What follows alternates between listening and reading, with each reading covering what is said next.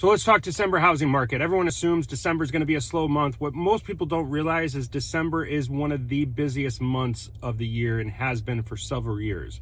And that may be surprising to some people, but what people don't realize is that people have a lot of time off during November, December of work. They take off a lot of time, and it gives them an opportunity to maybe unwind a little bit and start thinking about buying a home. And December is one of those months where we see a lot of people take advantage of the inventory that's out there.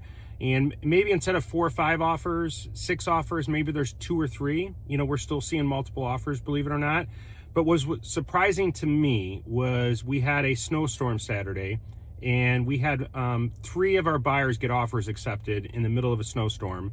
I had 2 other sellers that people had to sell and purchase that sold their house on Saturday in the middle of a blizzard, in the middle of a snowstorm. So what does that say? If people are out buying and selling homes in the middle of a blizzard, the first blizzard of the year, what is that going to mean when we get to the spring housing market? What is that going to mean when rates continue to move lower? What is that going to mean if we get into nicer weather in the spring, rates are lower, buyers are re-entering the market? The average first-time home buyer last year was 40 years old. So we have a lot of pent-up buyer demand. We have a lot of pent-up seller demand. We have people that have been trying to sell or thinking about selling for a while that haven't, because they haven't found a house to purchase.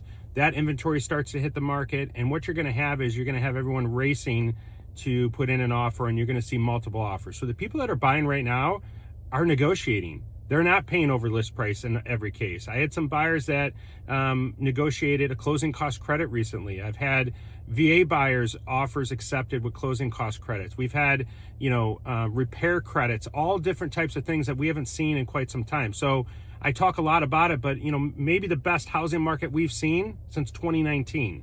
Now, we're still 60% less inventory than we were in 2019, but what we're seeing right now is a lot of activity. And if it's this busy in December, okay, what is that going to look like in January, February, March? That's what you want to think about. Now, you don't want to rush out and go buy a house just because the opportunity's today, but you got to really think about strategy getting into next year. And if your goal is to buy in 2026, the sooner you get that process started. I'm working with a lot of buyers right now that are purchasing in April, May, June, and we're doing a lot of work up front, going through strategy, talking through how we want to prepare, what we do now to better position them, updating them on rates. The more work you do up front, the better experience you're going to have later. So think about that. But again, December's a busy time. Most people don't realize it. So don't lose sight of what the opportunity is right now, because the other thing is you can negotiate is post-close possessions, all the things that are going to make your sale and purchase a lot easier. That's what we're seeing.